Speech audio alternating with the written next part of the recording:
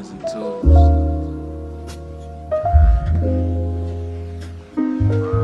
And I just come here to let y'all know it's about to get real filthy in this mother. That is the. I wouldn't hate that. All right, I'm gonna change mine to that then. Yeah. Have you heard the Panic version? I have heard the Panic version first. Oh. Because I saw that they released. It was like last week they released the single, and I listened to it, not knowing it was a Frozen song. So I just like Panic at the Disco. I was listening to it. Panic at the Disco. And then I was like, oh shoot, it said like Frozen soundtrack, and I was like, oh shoot, this is a Frozen song. So that is a jam though. They're my fave. All right, welcome to episode 52 of In Todd We Trust. You can access the podcast at itwtpodcast.com for spoiler-free one-sentence reviews and movie ratings, episode descriptions, song of the week playlist, movie soundtrack playlist, and a submission form to be a guest on the show. That is a mouthful. I need to cut that down. And you can listen to the podcast on Spotify and Apple Podcasts and watch on YouTube each Thursday. So I have Katie on the episode today. How are you doing, Katie? I'm good. How are you? I'm doing all right. It's a Saturday, and I got up super early this morning. Had to teach at Orange Theory this morning. Oh. You have to come to a class when you get a chance. I will. I haven't been, but everyone raves about it. It's pretty cool. Although if you're my teacher there, I'll probably be laughing. Which will be an even better workout. Exactly. An ab workout too. That'll be awesome. Yeah, I can't actually. You know what? I don't know if I want. If you came solo or you and Max, that would be good. If you and Kristen came, I wouldn't want that. Yeah. I feel like you all would berate me the whole time. You know what that would bring back memories of is the MMA club that we tried to join, and we thought it was boxing. Oh my god! I don't know if I've told that story on the podcast before. I don't remember, but if I have, this is the Katie who was with me at the time. Me, Katie, and Kristen. It was my freshman year, their sophomore years. Actually, Katie was one of the first friends I made when I got to Michigan State. We lived within 10 minutes of each other growing up, never met each other. Weird. Yeah. Crazy in Cincinnati, then went to MSU, met her there. Within the first, the second week of school, they have, what do they call, what is this fair called that they have with all the clubs and stuff at MSU? I can't remember the name of it. Club fair. Club fair, whatever, we'll call it the club fair. Club fair.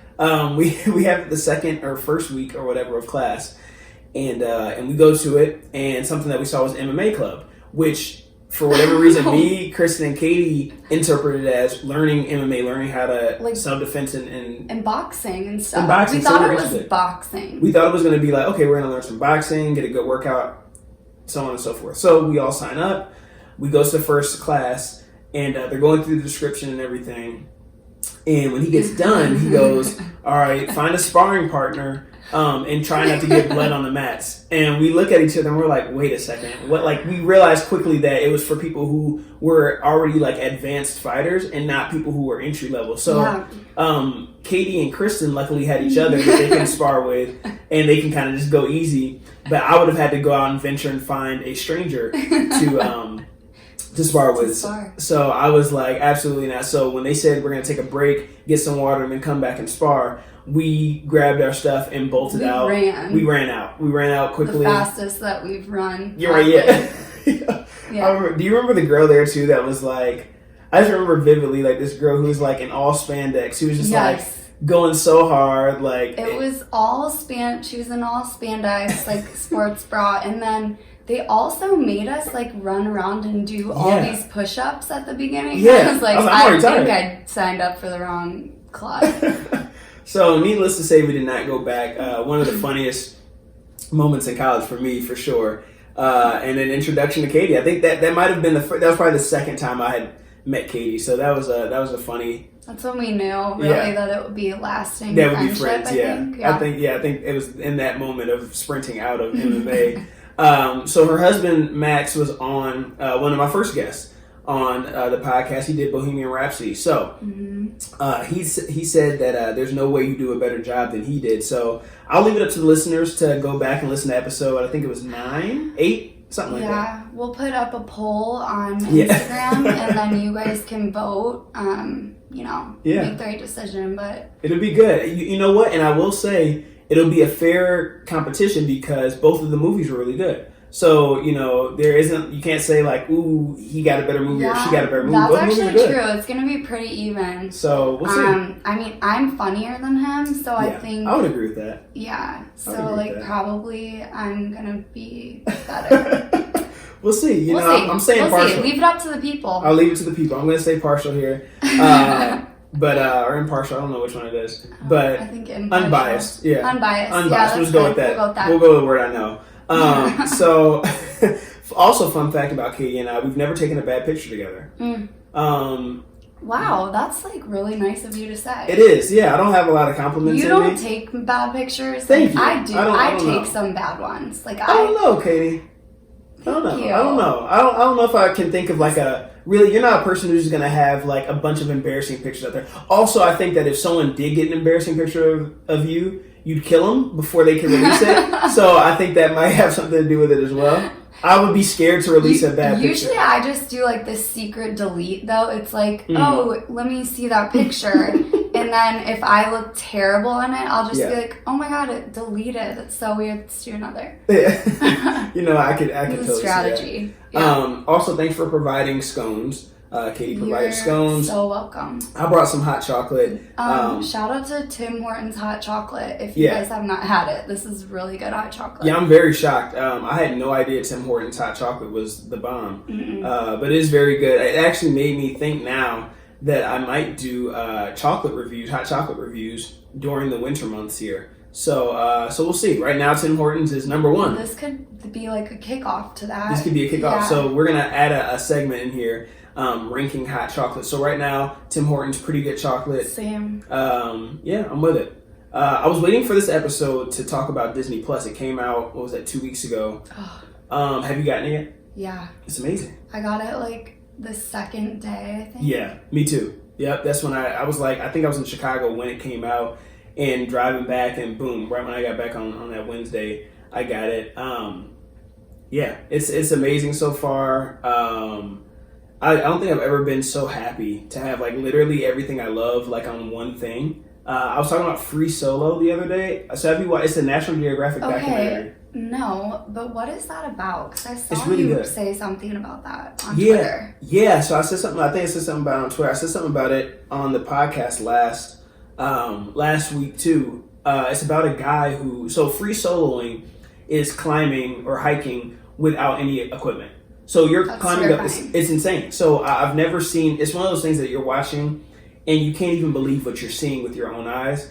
But it's a guy who goes up El Capitan in Yosemite Park without any equipment. All he has is a bag of chalk that he has strapped to his waist, and then there's not a rope. There's no rope. There's no fail-safe. If he makes the wrong move, he's plummeting to his death. I don't really understand people like that. It's so fascinating. I guess you have to be such an adrenaline junkie that you need to risk your life to have that adrenaline rush. I don't know. I'm not that type of person at all. I'm not by I don't any means. do daredevil things. Neither do I. I'm a very cautious person. I don't like heights. Yeah, exactly. I'll stay right on the ground. You're not getting me up there. Even with rope, I wouldn't do it. So, I don't even like going to rock climbing. I went to a rock climbing gym. I think it's called Planet Rock. That's in Madison Heights. There's also one in Ann Arbor, I think. Disgusting. But wouldn't go to that one. But I did go to the Madison Heights one, and I was nervous. I guess I didn't realize how fearful of heights I was, or maybe I forgot until I got up there. Even with the pulley, the rope, where it's obviously very safe. Yeah. I still got scared. When I got to the top, I got scared jumping off. I think of anything that could go wrong. I think that too, but I also think I'm afraid of heights, but I kind of think it's more I'm afraid of things breaking. Okay, yeah. And that's probably the same thing with the rock climbing.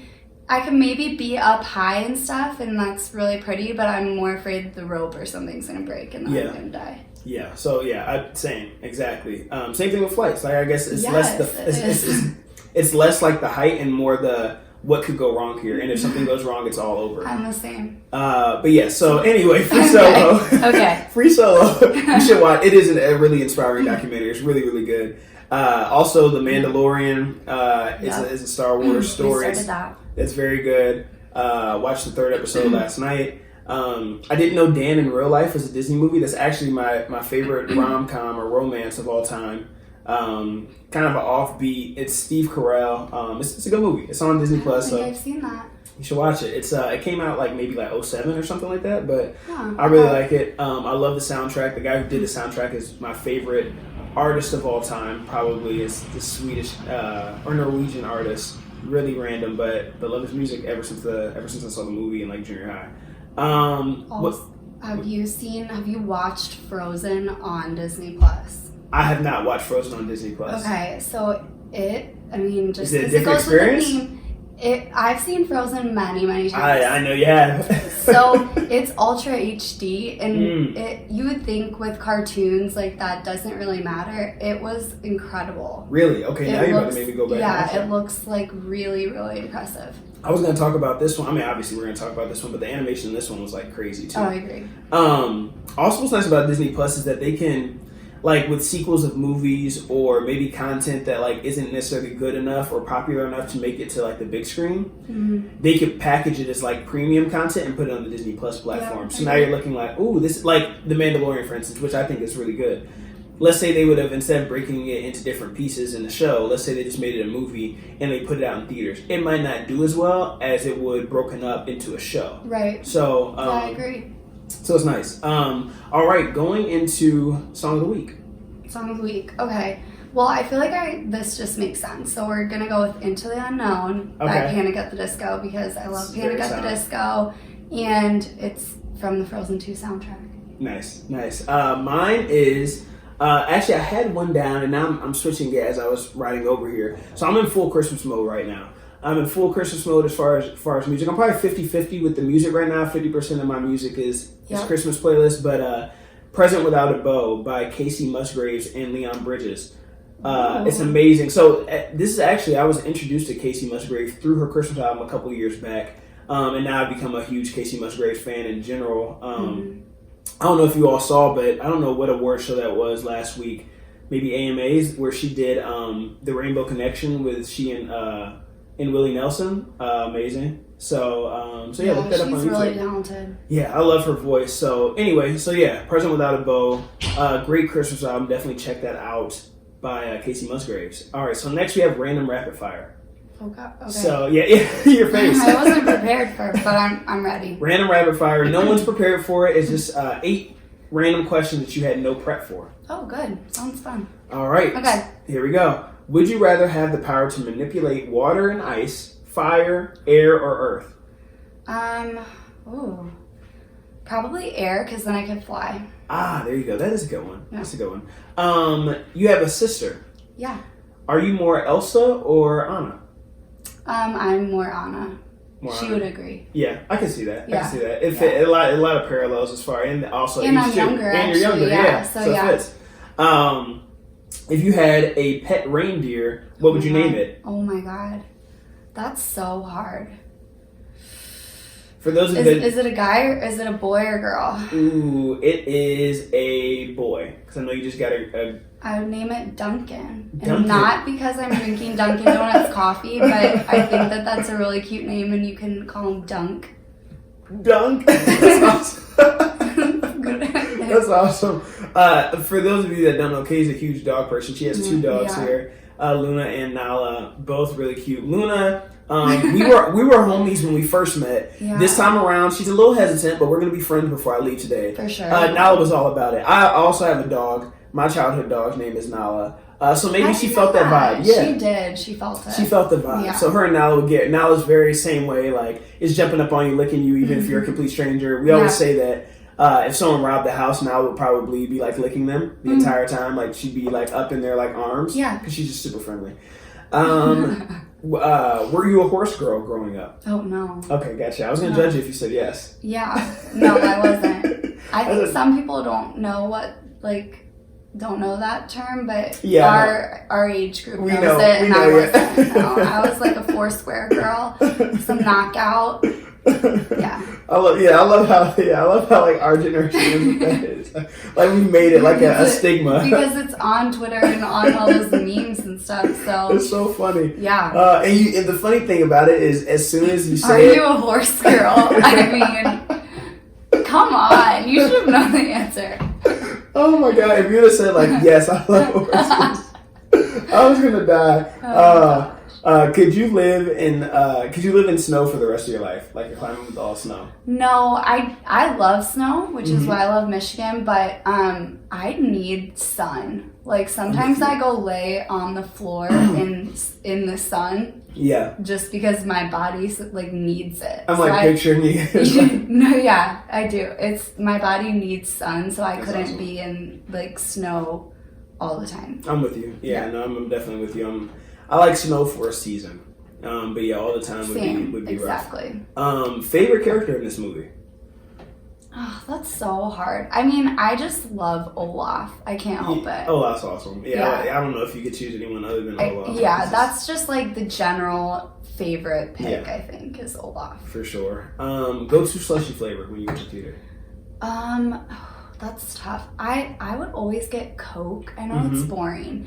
If I was getting a color, I'd mix red and blue. Yep. I love how, so it's just so funny to me with asking this slushy flavor question. The first time I asked it, I was only intending to ask it once, and I was like, you know what, I'm going to just keep asking it because I was just curious what people say. Some people like have these like off the beat like answers, and it's like pomegranate. I'm like, wait, what? I don't Where have know you ever? that's a flavor. Yeah, like I'll hear like some random ones. And then it's funny when the people that just have colors. So like that's how I am. Like I'm like, oh, I like blue or I like red. I don't really care what the flavor is. Like Yeah. whether it's cherry, watermelon, strawberry. Like I like red, blue. Whether it's blue raspberry, blueberry, I and thought it was only cherry. I must not be like going to good you slushy places. you need to widen your palate Right. of slushy. Yeah, I do. So next, if you had to rewatch the same movie for the rest of your life, what would it be? That's hard. The same like movie, not the same series. Yeah, same movie. I probably would watch like I might pick Frozen. Yeah, I'm not sure. I really might because I love the songs and And you anyone probably can watch have it watched with me. Yeah, Any age group could watch it with it's true. me. And you probably have watched it every day And since it came I out. really, So. I really have watched it a lot, Yeah. and I still laugh. It's you and Kristen, I think, are probably the most Frozen obsessed when it came out. Yeah. Definitely the two. So going into the movie review, because I am excited to talk about this one. Me too. Anna, IMDb description for the movie: Anna, Elsa, Kristoff, Olaf, and Sven leave Arendelle to travel to an ancient autumn-bound forest of an enchanted land. That is a lot of words. They set out to find the origin of Elsa's powers in order to save their kingdom. Release date, November 22nd. Notable cast, Kristen Bell, Idina Menzel, Josh Gad, Sterling K. Brown. Director for this was Chris Buck, who also did Surf's Up, which is In the Cut, DreamWorks movie that I really love. And then Tarzan. And then, which obviously is a classic. Yeah. Writers for this, Jennifer Lee, who also did A Wrinkle in Time, Zootopia, and Wreck-It Ralph. Runtime for this was 1 hour and 43 minutes, which I thought was good. I like when animated movies don't try to go like when you get past 2 hours, I'm like, okay, this was like, it was a good time. I agree. So going into the movie, what were you expecting? What were you thinking? You know, based on the trailer, based on your love for the previous one? So I expected it to be really good. I think Right. that most people think that sequels are like, it's not going to be as good. Yeah. I had high expectations. Like this has to be as good, maybe better. Yeah. So I had high expectations. I don't think that the trailers necessarily did the best job of like showing you what it was going to be about. Yep. But they of course still got me interested. I didn't read the description, so I definitely didn't know that it was like an origin story with her powers. Neither did I, yeah. But yeah, it was, I mean, I went into it with high expectations and they were at least met, if not exceeded. Yeah. So same thing with me here as far as as far as reading the description. You know, a lot of times with movies, I find myself doing that more now. I don't read the description anymore. And I think it partially is because I'm going anyway. It's like, you know, I'm already going. I'm already gonna, like, and it's not like a prerequisite to seeing the movie. Like, if I don't read the description, I'm not going to be confused. And they're like, oh no, I don't know what this is about. Right. You're going to get it. But going into it, so first of all, am I the only adult that goes to animated movies and still gets upset when like the kids are talking and too loud in the theater? I'm like, I guess I get like, yeah, it's a kids movie, it's for them, but at the same time, like, shut up. Yeah, no, I agree. I will say though, there were a ton of kids at our showing, really? And they were adorable. They were all dressed up in their outfits. Oh, that's cute. But they were not annoying. They weren't being loud or anything. Yeah. I kind of expect it with animated movies and stuff, but they gave their little giggles and that's it. I was actually way, way more annoyed by these two teen girls that sat next to me. So if I'm going to pick like between annoying teenagers or the little kids, I would pick little kids 100% of the time. I'm with you. And I tried to avoid that. Well, avoiding a crowd is unavoidable for this type of film. Plus, especially in the first 2 days of it coming out. Right. But in hindsight, I probably should have gone to like a super late film because then obviously there wouldn't be kids in there. But honestly, you know, the same. During the previews, the kids and the adults were talking a lot. But once the movie started, it was pretty silent. It was pretty silent in there. So I did like seeing that. I kind of like too when kids are there. It gives you an idea of like the humor that's targeted at kids versus adults, which I like. Because some of the little kids jokes they all giggle at, and then you kind of realize like how good the writers are, that they can make humor that like 5-year-olds think is hilarious and then turn around and make like some secret adult joke that we all laugh at. Right. So I like that too. So I actually like when the kids are there, as long as they do like know the rules, like don't speak during the movie, you know. Yeah. Then it's good. You know what? To that point about writers, I think that is I do love when writers are able to, sometimes when it's both too, or it's a joke that all of us can laugh at, we're intelligent. Like, you have to be smart to be a writer, even if it is a kids. I think some writers or some people might think, I mean, just from seeing different movies, that to write a kids movie, you don't necessarily have to have like as high of an intelligence as writing like an in-depth adult film, and that's so not true. I agree. You have to be very intelligent to be able to figure out, okay, how am I targeting kids? How do I make this something that everyone can appreciate? So again, they had a good writing team here who, you know, she's done and director, you know, they've done other big animated children's films. So but yeah, going into this, I think we have differing opinions. I shouldn't say different opinions a little bit as far as the first Frozen, and I enjoy the first one. I love Disney, and I thought the first Frozen was really good. What I end up doing with the first Frozen though is what people I think do with, so I'm a huge LeBron fan, and I think it's what people do who are like Jordan or Kobe fans do with LeBron, where they don't like him solely because of other people who compare him to their favorite player. Yeah. And I think that's what happened with Frozen. Before I even saw it, all I was hearing was it's the best Disney film of all time. It's better than Lion King, all this stuff, and that hurt me because I love Lion King. Yeah. So I think I went into it with like hating on it instead of just appreciating I allowed the fans to make me not like something that was really good. Yeah. So you know, and obviously I got over that. I'm an adult. It took me a little while, but first Frozen was really good. Mm-hmm. But going into this one, I just wanted to I wanted to see something that they wouldn't try to like overdo it, because the first one was such a huge like cultural moment. I agree. Like, I think a combination of maybe it pioneered like what they felt was like the first of its kind, as far as there not being a like a male savior. Yeah. Like having a male savior figure in the first one, so it got credited with that being the first of its kind for Disney in that way. And it came out in a movie, honestly, that didn't have a ton of great kids movies. So I think just the moment was just huge for Frozen. So I was like, okay, for the second one, hopefully they don't make the mistake of, again, trying to overdo it. Trying too hard, yeah. Which I don't think they did. I agree. They did a really good job. Yeah, so it was it was super ambiguous trailer. And it was like seemed really serious, which I understand now going, because there's a lot of like mystery in it, and they're trying to keep you in the dark as much as possible to reveal it throughout the movie. So I understand why they did it that way. But yeah, so going into it, that's kind of what I was thinking. Also, I want to see Elsa like flex her powers a little bit more, like, because she just seems like she has really cool powers. So I was like, I want to see her like And I love superhero stuff, so I was like, ooh, I want to see her like battle out with those powers, which I think they did a good job of this one too. They did a really good job of that. Also, when they started out with the charades at the beginning, it made me think like charades always gets heated. I feel like whenever I play charades, it gets heated.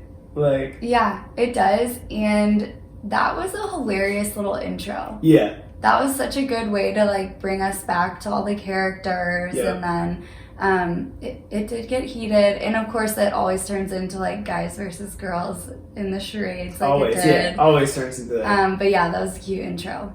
Yeah, it's so funny because no matter how you start out with teams, it always goes, all right, well, how about we do guys versus girls? And then it's like, who's better at charades, guys or girls? It's the never-ending battle of the sexes, always, no matter what. Always, man. What you're doing, and you're gonna get like, no matter what, it's gonna end with people being mad. Yeah. Like someone's gonna end up being mad because.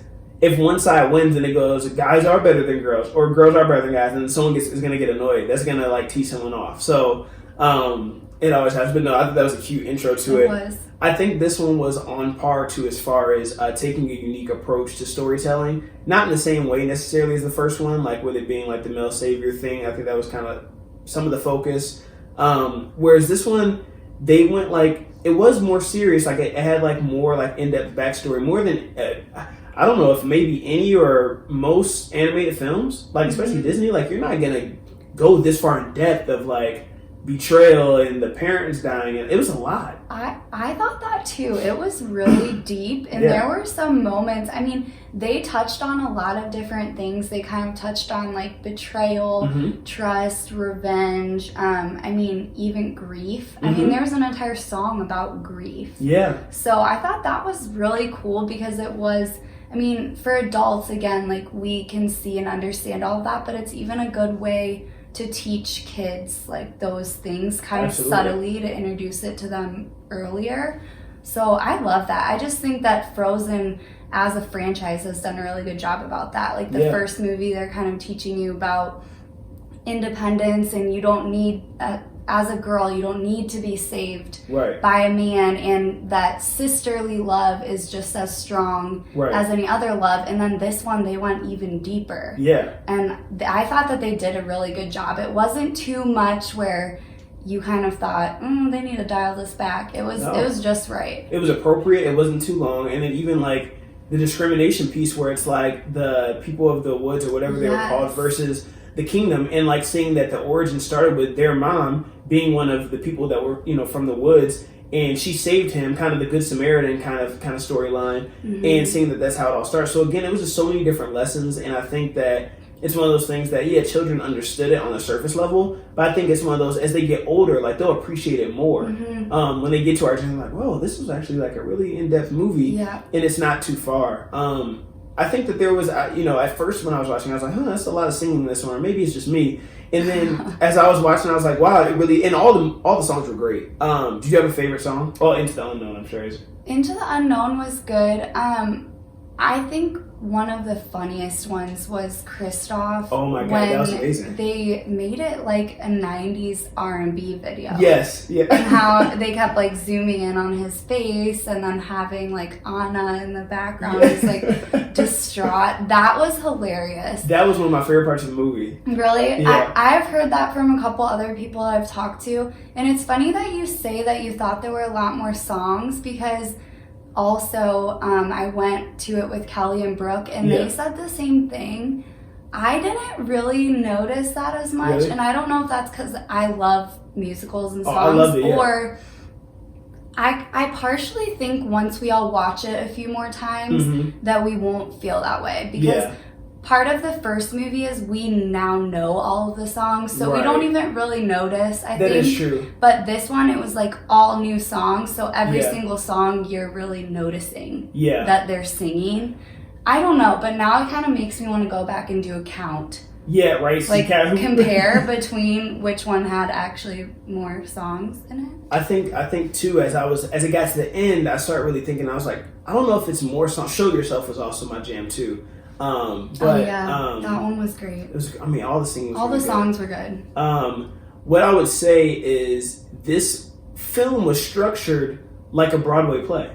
when you go back watch it that way, That is so true. it was very like a lot of the way the scenes were set up. The way it almost felt like acts, like it felt like a Broadway. Like I would not be shocked if they turned this into a play. Like I wouldn't be shocked at all. I wonder if they were low key thinking about that because Frozen is touring right now. I did not know that. Okay, that makes sense. So I'm trying to go to it. Yeah, Mom. hint, hint. Mom. Yeah, I'm trying to go to it, but yeah, it is touring. So I mean. Makes sense. They probably did it intentionally. It felt, a lot of the way the songs even sounded, it sounded like a play. Like a lot of the, they were very dramatic. It felt like, a lot of ballads, a lot of the instruments, it just sounded like Broadway. And I'd say the music in total, like the first one probably had bigger hits. Like, I don't know if any of these are going to be Let It Go's, even though I think all the songs were great. I think as a whole, this soundtrack might be more fluid. I don't know, maybe like they all kind of go together and they're all like as a total it might be better, but I think that the first one might have had like big, like Do You Want to Build a Snowman was just a big hit, and then Let It Go was just like the song of the year. I agree. I think, and that was my other point, I think, about why people maybe think this one has more songs. Like the first movie, all of those were sing-alongs. Yeah. Like you could pick it up really quick, you knew all the words, and then they're catchy, so you want to sing along. But I feel like this one, they tell a story way more, and I actually think the quality of the songs is better. They are better. Yeah. They just... I was, again, like, I'm still kind of blown away, like, not to be dramatic, but, like, of how good this movie was. So good. It was so good. If you were going to come in here and try and, I didn't expect you to, but I was like, I maybe have, like, two very small thoughts, and I wouldn't even call them critiques. It was so good. I already want to see it again. I will go see it again, for sure. Yeah. For sure. I know I missed things. Yeah. Like, I want to go really watch it 3 more times. Yeah, it's one of those, I want to go see it, but it's going to be one of those, like, I tell other people, like, yo, you got to go see this movie. Like, there's movies that I do that about where I'm like, yo, before this leaves theaters, like, go check it out. Like, even, when it comes on TV, it'll be great, but, like, just the sounds, the visuals, and everything. It's worth seeing in theaters. Like, the big screen, the surround sound, it's really worth it. Yeah. It was just really good, and it didn't try to, like I said, it didn't try to top the first one. It was its own movie that it had its own storyline. It didn't feel like an add-on. So what I mean by that is it didn't feel like they made one only intended for the first one to be it, and they're like, okay, how are we going to come up with something creative for the second one? It felt like it was always part of the plan to come up with the second one and for it to be an origin story. Yeah. It just fit. It just fit really well. It makes you. So for sequels, for me, I am the same way as far as I don't necessarily hate. Like, I don't hate when franchises make sequels. Yeah. My thing about it is just I always want, if you're making multiple, I want it to like make sense why you made it. Like, I don't want to go in there and be like, okay, did you just make this because you want to make more money? Yeah. And they didn't. It felt like this one, the first one now feels like we would have been cheated if we didn't have this one. Because we just learned so much more. And you know what, too? I didn't even know that I wanted this. Right. Like, I didn't know that I wanted to know why Elsa had her powers. I don't know why I never thought of that. Like, why didn't I never think, why does she have powers and why doesn't Anna? Right. And then when I watched this movie, I was like, yeah, I needed this. Now I feel like it's complete. Yep. Like, it can be done, and I feel satisfied with the story as a whole. Absolutely. I think they should stop here. I know there was a line that Elsa had to them when Olaf was like, are we doing anything, are we have any more impending danger or something like that? And she was like, no, this is it, we're done. So I don't know if that was kind of their cute way of saying, like, this is the last one. I didn't think about that. I think you're right. So which I think would be great. Like, this was a great way to end it. Like, these were a great 2. Don't overdo it. Like, this maybe if you want to do some type of like mini series that goes on Disney Plus where it's like a cartoon show for kids. And they do those little shorts like that Olaf in the summer or something. Exactly. Yeah, something like that. Do something cute like that, but let us be satisfied with these 2 movies that are great. Yeah. Absolutely. Yeah, this was amazing. It was a lot of parallels too, I thought, with, I don't know if you've seen the Maleficent movies. I saw the first one. So the first one? Yeah. Just with the whole, like, in Maleficent it's called the moors, but the air like the forest area where it's like magical, and then people trying to exploit that that magic. So I saw some parallels there because I really like Maleficent, and the newer one that came out too was really good. So I saw parallels there with like her grandfather who went and tried to exploit there and and everything. So they felt threatened by it. So yeah, I thought that I saw that and it makes sense. They're both Disney and both have done a great job. The animation. So one of the main reasons I would tell you to go see this in theaters is one, because it's it's amazing, it's worth the money, but also the animation. I mean, it's just nothing like seeing that type of stuff on like a huge like top tier screen. Like I almost want to go back to I went to like the regular 2D showing, which I'll go to 2D again when I go see it, but I don't even know if they still do the 3D stuff, but like Imagine is like my favorite theater here in Detroit. And they have like the EMAX theater, which is just a huge theater, and like it's like top tier screen and visuals, and like I want to see what it looks like on that. I would do that too. I thought it was so well done, and it's animated, so you kind of think, okay, like animation now is really good. There's only so much, but just the details on everything, their costumes and the way that their costumes moved, because there was a lot more like action and running. I actually saw them talking to like the Frozen cast and maybe some of the writers, I'm not sure, but basically they were saying they didn't put them in dresses because they just thought that's totally unrealistic, like especially with all that Elsa was doing. They're like, she's not going to be running and fighting all these forces in this gown. So they put her in those really cool leggings. I mean, even that type of stuff that they thought of. And it was it looked amazing. It looked great. The scene with, one of the scenes that really stuck out for me was her battling the horse in the water. Like, that was like one of the coolest scenes that I've seen in an animated film as far as just creativity. Like it was just ahead of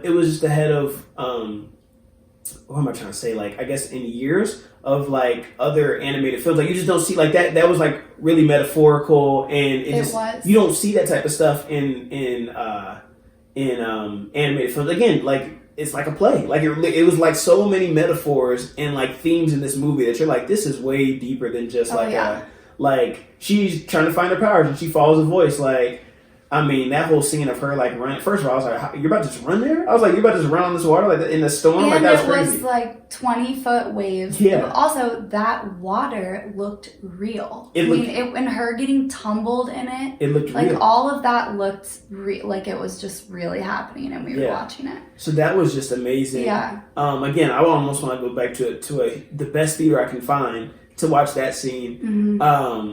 And it just goes back to my point that I've made on here a lot about how animation, like I don't hate the live actions. I mean, I've berated the live actions a ton, but I don't necessarily hate the concept of a live action. It's just the fact that you can't don't take an animated film and try to doing these same things, but trying to make it live action wouldn't have the same effect. It doesn't look better. No, it doesn't look better, and it's not you're not gonna get the same effect that we feel watching that. So, like, imagine that again, the scene with her wrestling the horse in the waves. Imagine that with a live action.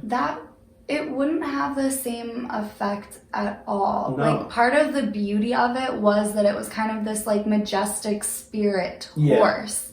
And then her kind of like taming it. I mean, and then that in itself is so like such a metaphor. Right. I mean, yeah, I just want to go rewatch it. I'm definitely going to go rewatch it. I think I might wait till like I go down next week. I'm going to Florida to visit my family for Thanksgiving.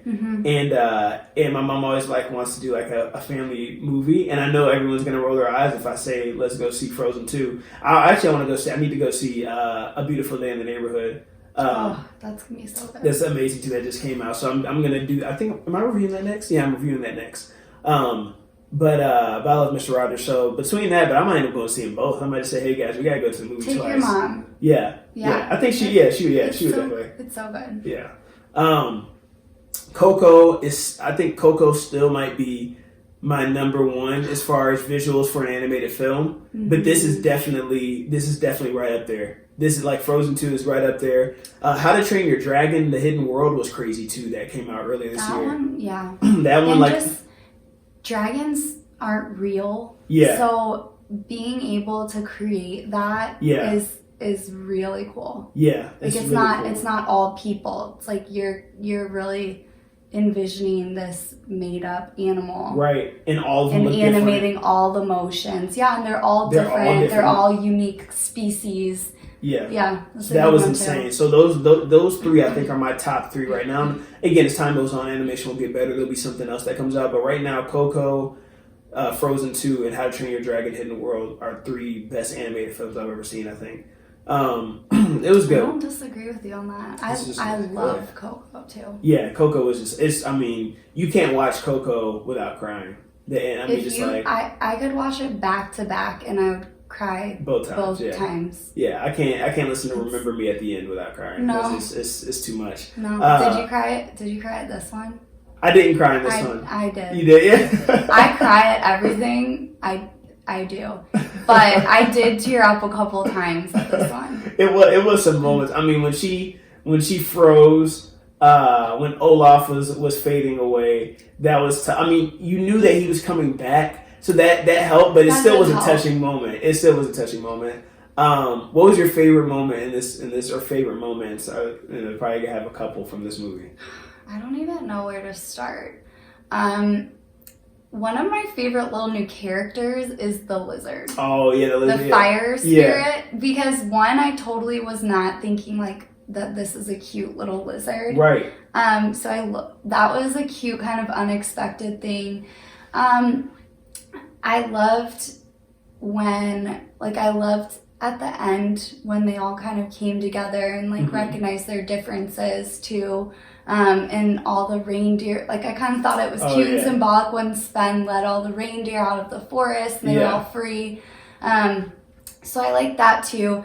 And then I also think they did a really good job of coming full circle. I know we talked about the charades at the beginning. Yeah. And then I loved at the end how like they each had their own, like Elsa talks about that they're the bridge and they're each like one side of the bridge and it's not just her that has the powers, like they connect both like worlds kind of. Right. So I loved then them kind of showing us a glimpse at, you know, Anna's life now in Arendelle and then Elsa ruling the forest, but then they're gonna come back together and do charades that night. Right. So I thought that was cute too. I just thought that ending was cute. I don't even know if I could pick like specific points because I really liked the whole movie. The whole thing was really good. I did really like that part. My favorite was Olaf reenacting the first movie when he reenacted. Okay. Actually, that was the funniest part of the movie. And then you just had the soldier like reacting to every note. Like, oh my god! That was actually the funniest part of the movie. I was literally. The soldier was so like I was watching the soldier and I was like, that was me when I watched the Frozen. You're like, oh. Yeah. That was so funny. And then at the very end, after he reenacts the whole thing, he goes, and so now we're here, like he talks about them, why they're there for like 10 seconds. Right. It was so good. That was an amazing part. And then we already talked about Kristoff and Sven, their song, the 90s song that they did together, like the 90s style video. That was epic. I mean, I don't know whose idea that was to have like, all right, let's just like slide in this Kristoff heartbreak song. Oh my god, and it's so good. Make it hilarious. But that was so cute, and I liked how they made Sven actually talk. As soon as he started talking, I was like, all right, we're here for this. Yeah. So that was great. But yeah, that was my favorite. Those were probably my two favorite parts. The Olaf acting it out, that might actually be the top thing in the movie. That was amazing. That was just like one of those moments where I'm like, so creative. It was. There's so many parts where I'm like, you all have literally been working on this since the first one. Like, it didn't feel like they just last year were like, okay, let's make some money, let's hurry, let's throw something together. Yes. Like, the first one was big enough, we'll make money off of this regardless of what we do. You could tell they spent every second since the first one ended detailing out what this one was going to be like. I agree. So that was awesome to see. My favorite quotes from the movie, One was a bridge has two sides, which you mentioned. Another one is you can't trust fear, which I is loved that. That was and a great I think quote. that Yeah, that's so relevant to like everything yeah, today. it is. Yeah, And yeah. they just slid that little, like they slid that tiny piece in. Yeah, That was like they're talking about you can't trust powers, and Elsa says Yeah. no, it's fear. right. That was like really powerful. It was. Yeah. It was super. It was, and again, they put it in context for children to understand, where it's not something super deep where you can't get it, or you're not making like some crazy political statement. It's just like boom, we're throwing it out there, and everyone can sit back and think, oh wow, yeah, I guess it's not power that you can't trust. It's fear. Like it's so. That was interesting, and then also you always have to do the next right thing. So I really like that quote. I loved that. It reminded me of some quote that someone said to me when I was younger, saying that you have to do the right thing quickly before you before you have time to do the wrong thing. So basically, like if you're sitting like contemplating, do I do the right or wrong thing? You have to do it quickly.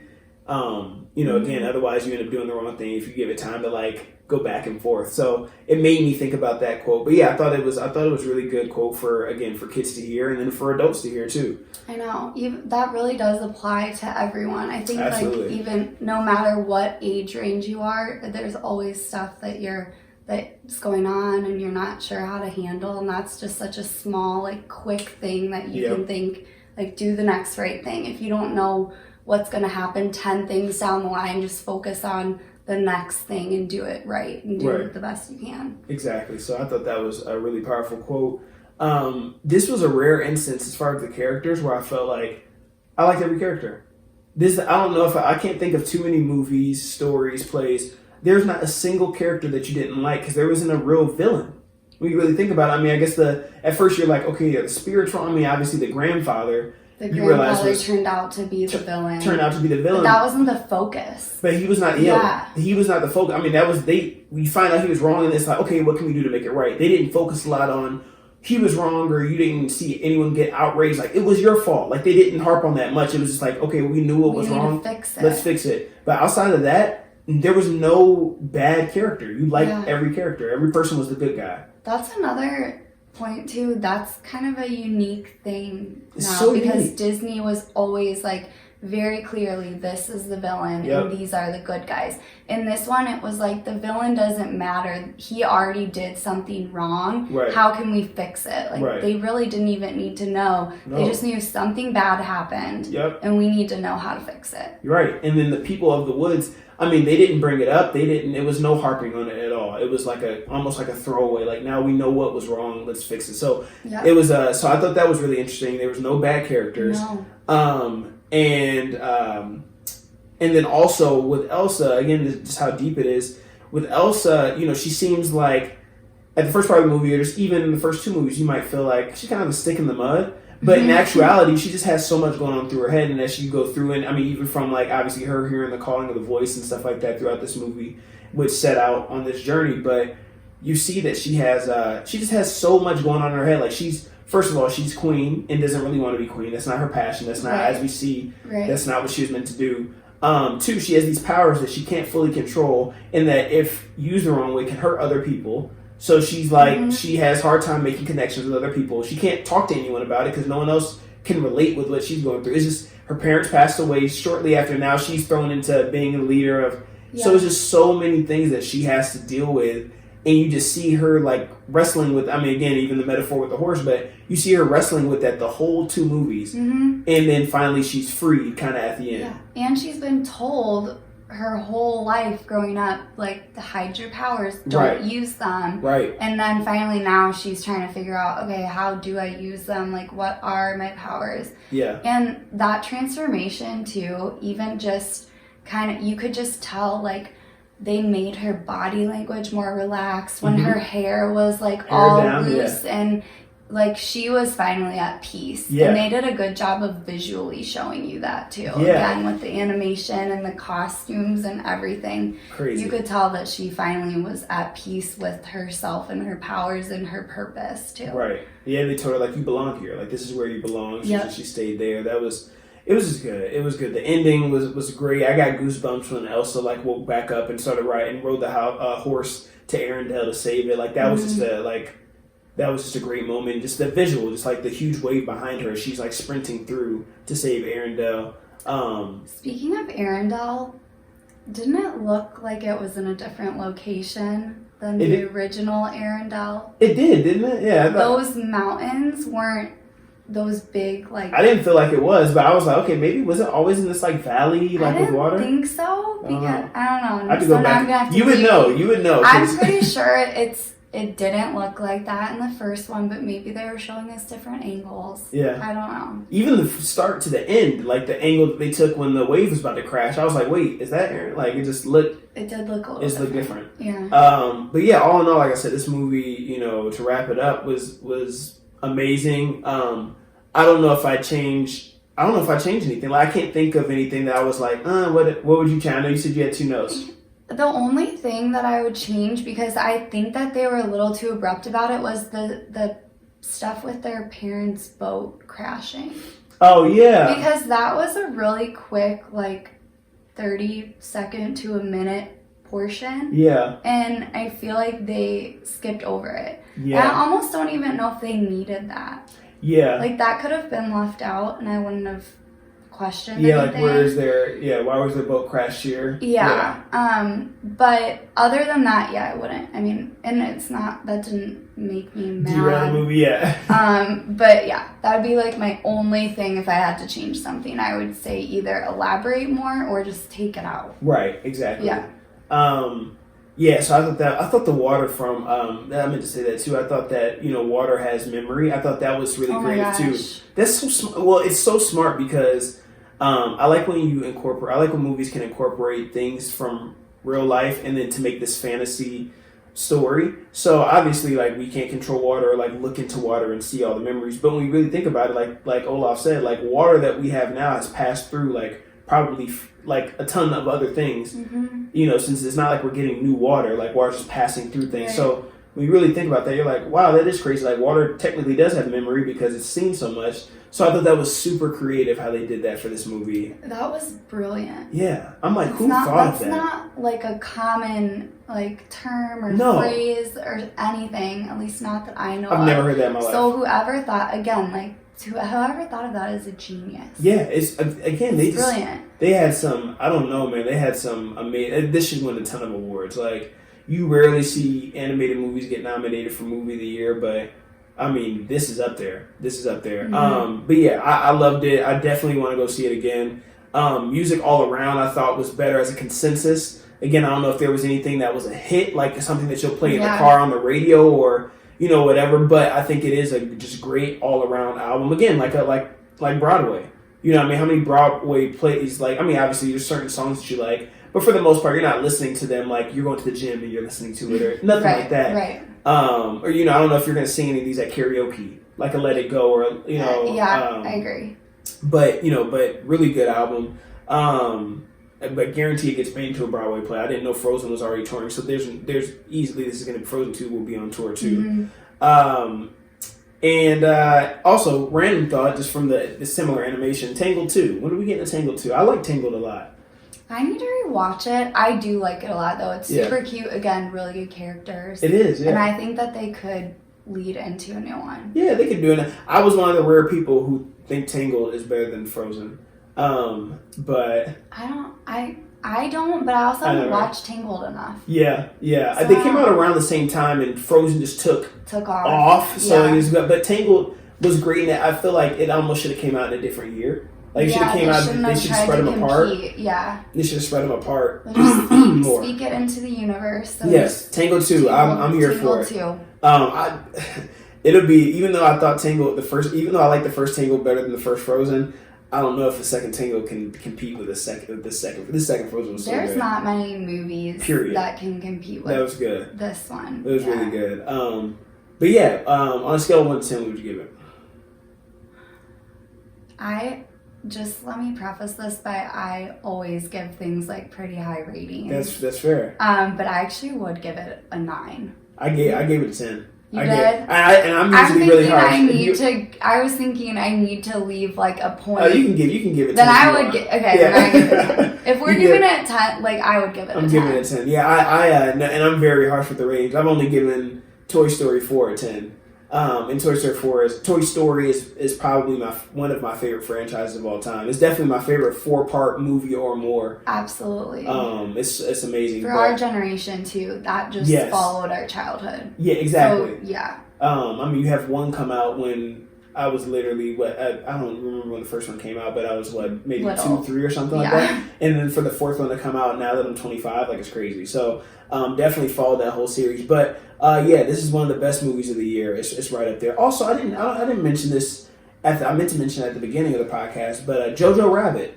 So if you haven't seen Jojo Rabbit, I haven't seen it. I saw it this week, and I went to the movie theaters 3 days in a row this week, and Jojo Rabbit is amazing. I was super excited to go see it in the first place before it came out, and then now I finally got to go see it. It's about a boy. For those of you who don't know, it's about a boy who is living in Nazi Germany, and he's 10 years old, and he's like a staunch Hitler fan. Like he loves Hitler, and they play on it really well. Like it's very comical. Like it shows you how brainwashed the society was. Yeah. So he's like going to camp, talking about like how to become a Nazi and all this stuff like that. How old is he? He's 10 years old. Okay. So he's 10 years old. And his mother is secretly hiding a Jewish girl in one of the rooms, and he ends up finding her, and they become best friends. Aww. It's so cute. It's the cutest thing ever. So it's probably my favorite. That, Toy Story, and this Frozen 2, easily top 3 of the year. Yeah. Easily top 3 of the year for me. I'm not gonna review Jojo Rabbit, but again, yeah, definitely go see that. Upcoming movies you're looking forward to, or a movie? Actually. And I'm kind of laughing that I'm saying this, thinking back, I'm looking forward to Star Wars. Really? Okay. And Max will probably be really proud of me for saying that. Nice. I hadn't watched, my sister and I watched Star Wars with my dad one weekend, long, long time ago. But it confused me that they were backwards. Oh, yeah. Yeah. I don't know, I did not like that. I'm like, I need all of this to be in order, so...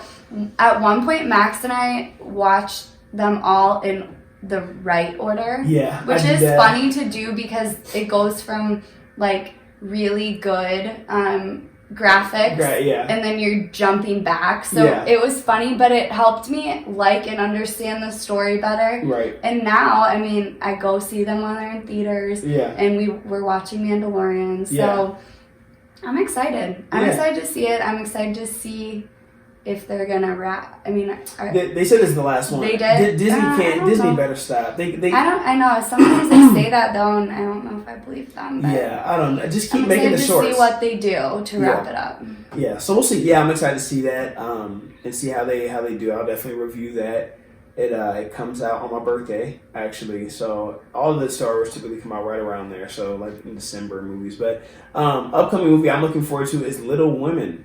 Did you see that? Did you see the preview? Yeah, that's what I saw. That's the first time I saw it. So the same director and some of the same cast from Lady Bird, and I really like Lady Bird that came out a couple years ago.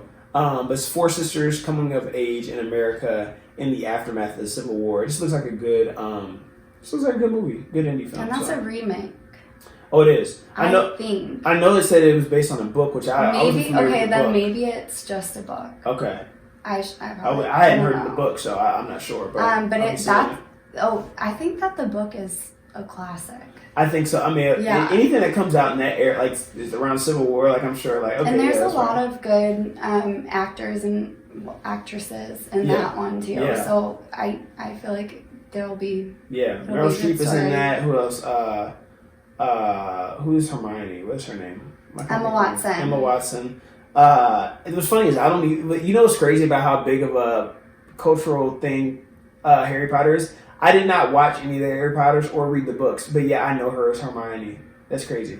But yes. I guess we'll just not dive into watching any of the Harry Potters because that could be a whole another hour conversation, but wow. Yeah, so maybe one day. Maybe one day you can do a Harry Potter marathon and then do a quick review of every movie. Everyone? That would be kind of a cool episode. Maybe, See what keep yourself to 10 minutes for every movie. I think some people that'd be hard. Pissed at me. People would be pissed at you. People would be really mad. Yeah, that's a fine line to walk. Maybe just don't watch them. Just don't touch it. Yeah, or don't review them. Just watch it.